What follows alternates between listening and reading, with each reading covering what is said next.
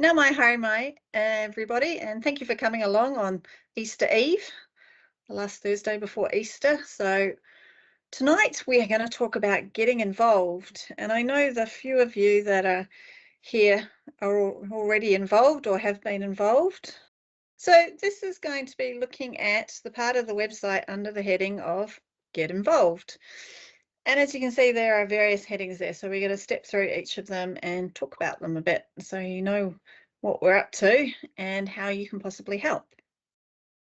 So I'm going to start off with our branches and interest groups, but mainly the branches. So this is the map off the website if you want to find your local one using the map, or we have another page that has just a listing by geographical area. Now, I have to say I'm a bit biased when it comes to branches and interest groups because I'm convener of a branch, and I also belong to various interest groups that are in the Wellington area. So these are some photos from my Kilbirnie branch. We have all the branches are different, and so what you will get will depend on where you're at, but most of them will have some sort of monthly meeting, probably with a presentation. It's usually a good chance to get some help if you need some, or to give help if you're knowledgeable on a particular area of family history. It's usually the chance to have a cup of tea or coffee. In other places other than Kilbirnie branch, you might even get a biscuit with that cup of tea. Unfortunately, we're not allowed biscuits at our venue, but there you go.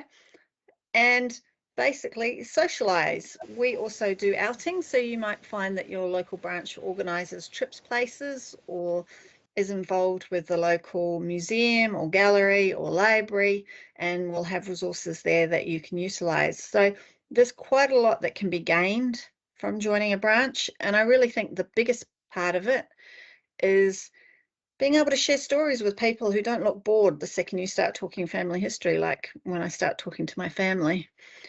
And just out of curiosity, have we got anybody here tonight who belongs to a board, to a branch?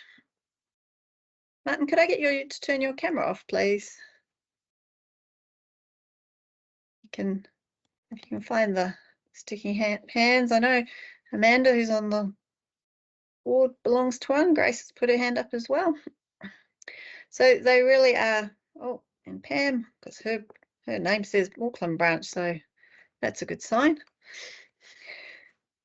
So they really are great places. So have a look on the website, see where your local branch is, what time they meet. Might not be convenient at the moment, but if you know that they're there, perhaps at a later point in time when it is convenient, you'll know that they're there to go and join. The other thing we have on the website is some of our branches provide their newsletters, so you can go in and have a sticky beak at what they're up to and what they're interested in. And so that's just, we've chopped it off at North Shore because that's all that would fit on my screen when I was clipping it, but there's a few more down the bottom, so get in there and have a look. Other branches like mine at Kilbirnie see their newsletter as a perk of membership, so you need to be a member to receive it. So do look into it. We do have a newsletter membership, and you might find that having a newsletter membership to a branch in an area that your family came from, that's not necessarily where you are at a particular moment in time, is one way of finding out information about that particular area. The next thing we have are interest groups. So this is under the interest groups heading on the website. You'll see it's a mixture of interest groups and contacts. So we have people that have an interest in a particular area or skills in a particular area, and they've agreed to be our interest contacts. So there's a large pile of them. We also have interest groups. Now, these are, I have to say, mostly in the North Island, the ones that are in-person meetings. So we have Irish, Scottish and English up in Auckland, and we also have Irish, Scottish and English down here in Wellington. I do know there's a few informal groups knocking around the place that look in those areas specifically. It's a good idea to contact your branch to see what interest groups might be operating in the local area. We also have, of course, Pauline over in Australia, who organises a group there. So that's another one to look out for. The latest interest group that we haven't got up on the website yet because we're only just starting is going to be the Scandinavian interest group, and their first meeting is going to be on the 16th of April So if you're interested, do get in touch. We will put further information in the next eKit about that. But this is one where we're going to do it online and see how it goes. And if it goes really well, then, you know, the world's our oyster in terms of potential interest groups going forwards.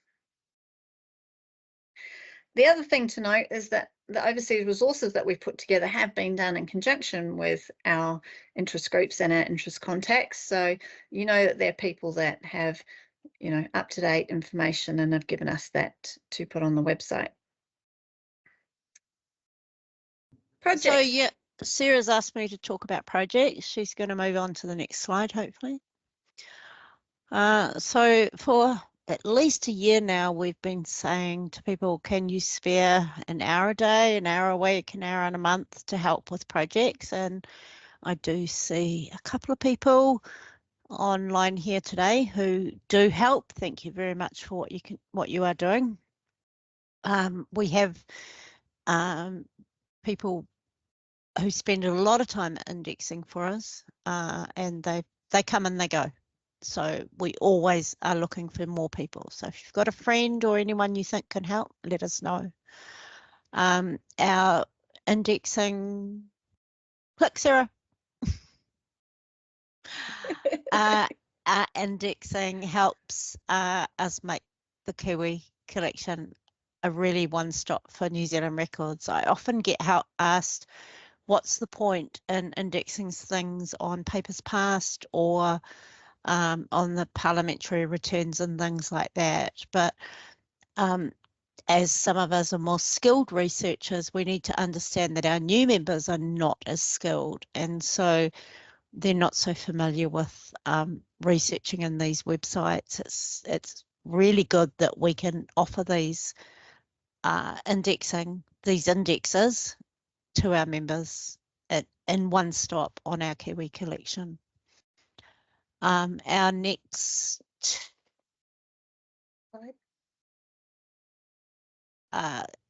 next thing is branches, and people personally can really help us with anything near you that could be indexed. Are you close to a repository? Is there a funeral director near you that you could approach about records? Are there any schools that haven't been indexed close to you? Can you collect newspapers on a regular basis? All of these things are really valuable to NZSG. So any ideas that you'd have, any ideas you have would be really fantastic. But of course, the big thing that's coming up starting in May is our shipping collection. This is going to be the biggest ever project that NZSG has undertaken, and we will be looking for help from all members and all branches throughout New Zealand. As a branch at the moment, you can start talking to your members about pulling out their shipping records. As an individual, you can go through your files and pull out your shipping records that you've managed to collect over the time. We will be sending out a lot of information on how to submit that information and what's the best way to do that. Excuse me, but we will also be looking for as many possible volunteers as we can. Obviously, with doing a shipping project this big, our aim is to help people find the passengers that they can't find. So especially we think the ones coming from Australia to New Zealand, because we can often find them getting to Australia, but we can't find the Trans-Tasman records. So if you can help with this, we really need you. If your branch can help, we really need you, and we look forward to working with you on it as it starts coming into fruition in May. Yeah. It's going to be massive. So here's the email address. I will get this email. So if you have any ideas whatsoever, please let me know now. If your branch can help, please let me know now. Otherwise, look forward to being bombarded with information towards the end of April. Cool.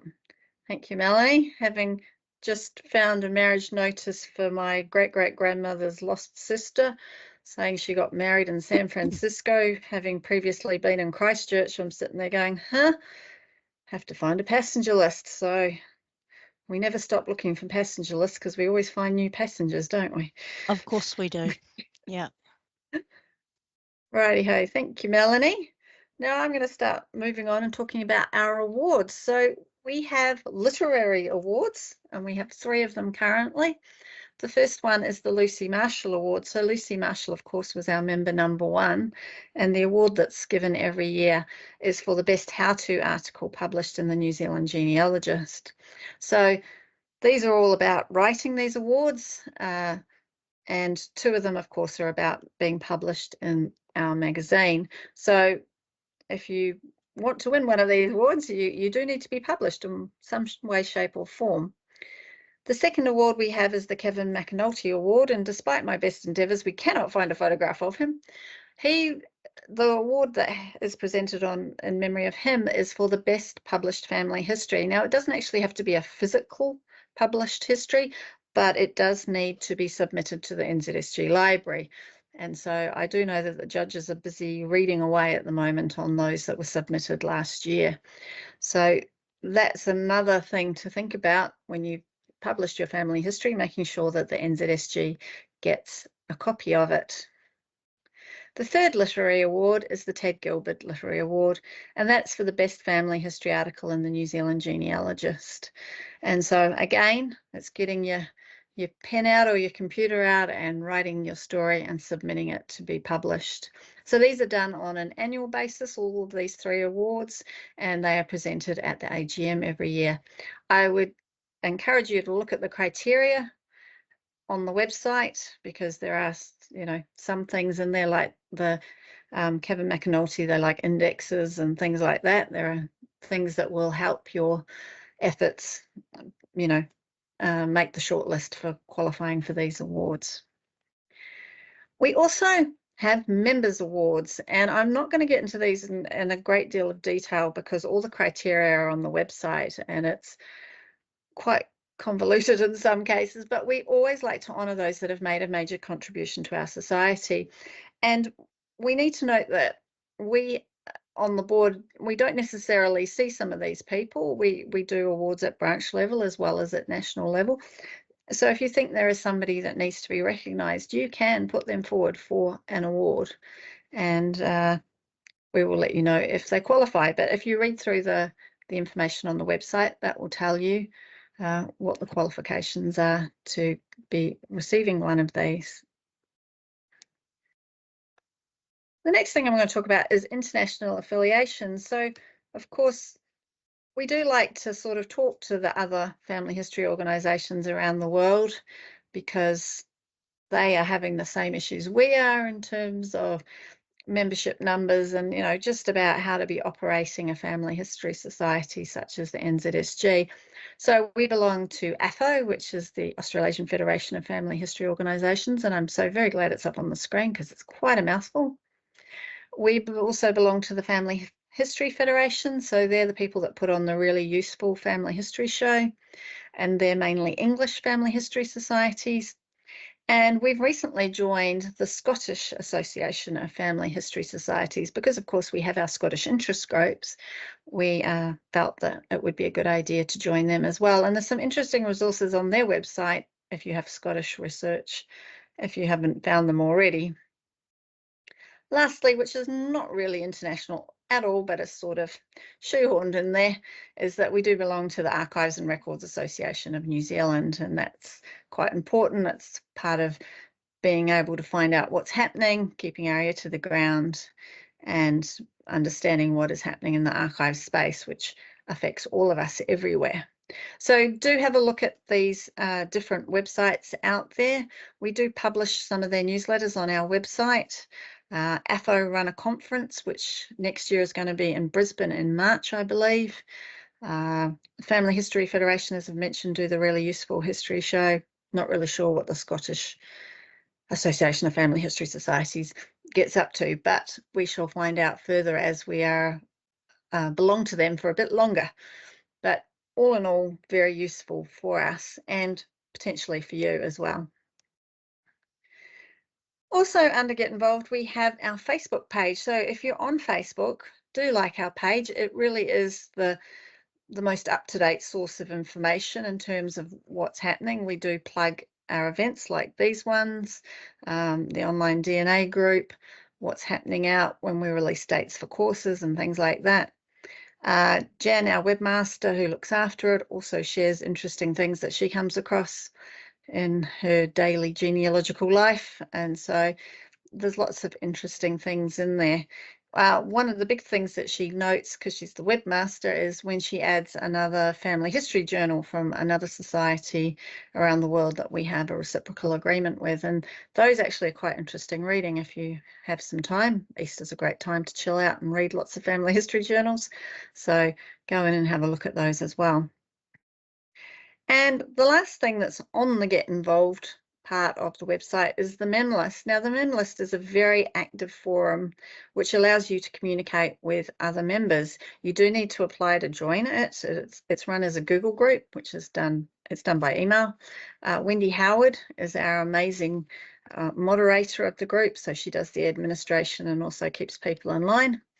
She doesn't have to do that very often because we're very good, but it's a chance for you members to talk to each other. And so people are often in there asking for help with, deciphering documents or where to find things. And there are a lot of members on there who can give you help.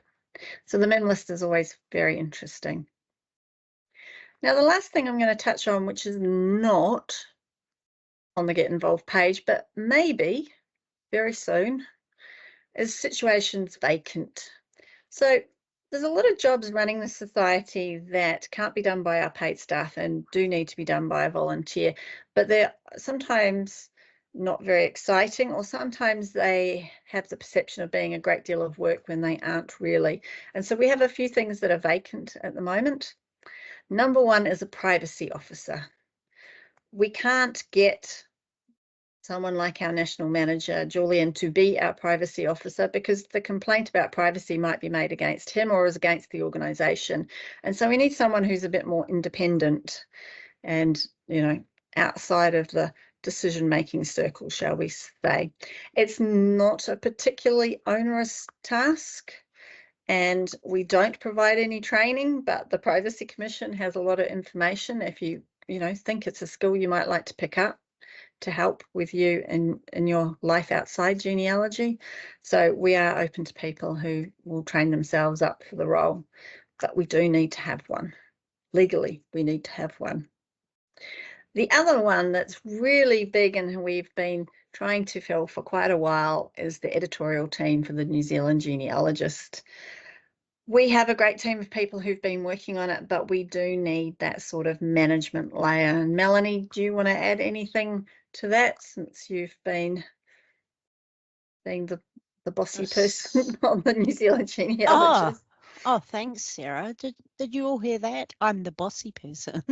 Yeah, well, you're in charge. You're the boss. Honestly, the part I do on the New Zealand Genealogist could be broken down into 3 different parts. Different people could do different little pieces. I mean, part of it is actually replying to emails, it's really simple. They don't come in all the time, but with all my other board stuff, they just become a nightmare for me. But for someone independently, it could be really easy.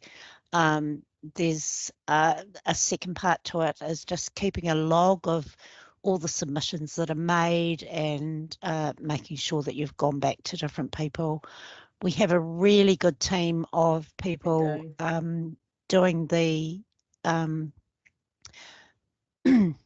doing the editing at the moment, doing the proofreading and that. So we're not really looking for proofreaders. We're actually looking for just a couple of people who could do a little bit of management, which is only 4 times a year. It's not huge. And it would be great. Sarah's doing an amazing job of the layout of the magazine. We can, I mean, that's something that in the future we will look at as well. But for now, Sarah's happy Yep. to do it. Just trying to, basically stretch out the roles a little bit so that not one person is responsible for everything. Yeah, just need some organised people that are good at working with the team. All you need to know how to use Excel, how to use email. That's all it is. And have maybe, I don't know, maybe an hour a week would be absolute maximum, maybe leading up to an hour a week for maybe replying to the emails and then leading up to the publication, 3 or 4 hours to get it all organised. Yeah. So not huge. Yep. And those are the 2 positions that I've thought of. I know there's more. I know that we need some help with a digital. I'm going to stop sharing and then Melanie can tell us what she remembers that I can't. I can't remember anything, Sarah. We were also looking for somebody with design expertise to help with some of the advertising we want to do. Yep, so we need someone, who can help with that. And I think we were looking for someone to help on the digital side of things. It was in the ACID a while back. And also another thing we've been talking about is someone with an education background. Yes. Would be, great, so that we can look at the education opportunities we offer to members and maybe create a bigger education portfolio for the society type of thing. Yep. So there are plenty of opportunities out there, and if you have your skills in any of them, please don't be afraid to put your hand up, because we can always do with the help, and the more help we get, the better things will be. Oh, and Sarah, we need a new board member. Yes, but I'm waiting for after the vote after the rules change before I okay. announce the nominations board. Yes, so there will be some vacancies on the board this year, so we will also be looking for people to come onto the board. So that will be something to look forward to in the future. So are there any questions from those of you who are watching live tonight?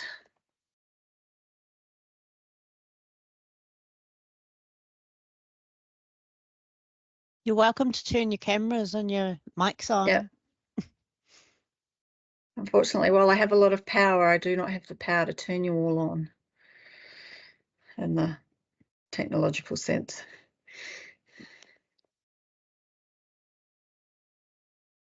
Well, everybody's being very quiet. So I'd like to say hi to Grace. Grace is one of my wonderful indexing team. Perhaps you could tell us, Grace, how horrible I am to you. Hi, Christine. Just trying. Oh no, who said you're horrible to me? I was just as one of my indexing team. I thought you might, you might say it is not as onerous as people think it is. I'm waiting for some more. Oh, okay. Well, just you give me half an hour and you'll have some more. Oh, it's all right. No, tomorrow will do. It's all right. I enjoy it. It's good. At least I'm doing something. Well, no, I mean, I've got plenty to keep me occupied, but I like to do a bit of volunteering.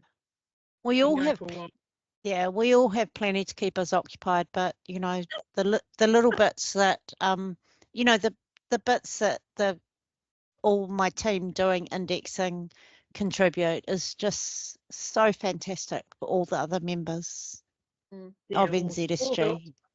Yeah. And it all adds up really quickly when, many hands make light work. Mm-hmm. We do. Some of our Kiwi collection updates, hundreds of thousands of records that people have been doing. Well, we have amazing. a big addition coming in June. Thank you to the North Shore branch. We have the New Zealand Herald death indexes, which are currently on CD. They will now be added to the Kiwi collection in June. So that covers, I think it's 1990 to 2015. So it would be a great resource. There's almost 600,000 records in that. So fantastic. Wow. And Yes, thank you to North Shore Branch for mm, all the work they've done working with us to get that added on. yes, and I think it's really important for people to realise that when we're collecting information for the collections, we're collecting it now as well for in the future, so Yeah. that, you know, in 50 years' time or 100 years' time, these records are still available for people when, you know, there might not be any paper left because we've chopped down all the trees or something, you know, who knows what's going to be out in the future. But, you know, if we're not collecting these things, you know, they may be very, very hard to lay your hands on in the future. And that's why I keep pushing newspaper entries. So, you know, for instance, we do the Northern Advocate, we do the Dominion Post, North Shore Branch obviously does New Zealand Herald, but there's lots of other newspapers we could do around the country because, you know, they may not necessarily be available in an easy format in the future. Yeah. Whereas those death notices give such huge information to people like ourselves who are, Yeah. you know, yeah. Definitely. So are there any other questions or comments before I turn off the recording?